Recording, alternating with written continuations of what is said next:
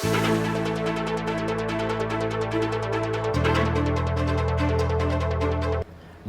na laking halos 1,300 deng locators ang magnegosyo king kilub na ning Clark Freeport Zone. Asulakin iting business process outsourcing o BPO companies. Inya ing Clark may sabi ya mo namang BPO hub ning Central Luzon. Mayakit la naman keti ding mga regular factory, electronic semiconductor establishment. Deni rin posibleng makompromisong operasyon nung sakaling mika-rotational power interruption neng iimpisya ang supply ng kuryente alaganas mararapat neng summer season lalo na ngening ating araranasan a El Nino phenomenon. Migit kasing maraguling demand neng kapalyan at nung mimalas magsabi-sabi pa yung maintenance shutdown. One nga ng BCDA President and CEO Engineer Joshua Jake Bingkang atin lang access ring mga regular locators kareng power producers ang mag-supply murang kuryente. Yung big locators, Kenny, kasi nakaltaan ng big locators, Kenny, na piche maragul kang locator, you can choose where to buy your source of power, na, especially the cheap ones.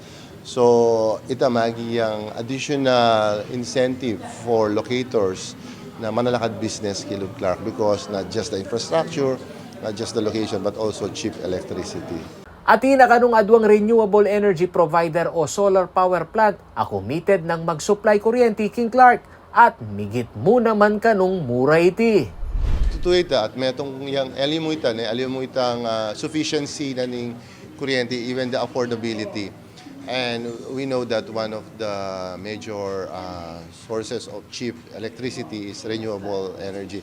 So kami ni continuous in kaya kaming pa mag-invite ka rin develop renewable, especially solar.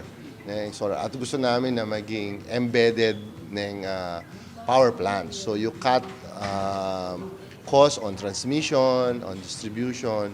So the goal is to bring down tang cost na ng energy, may pababa. At siyempre, environmental friendly. At atin na kaming adwang solar farm contract so panayin mi na lang mag-umpisa. Atin kami pang pangatlo na i-offer ka rin public na manlalakad solar farm. Bayo mayaring banwang 2023, agpangkang Department of Energy Secretary Rafael Lotilla, alang malyaring shortage king bangsa.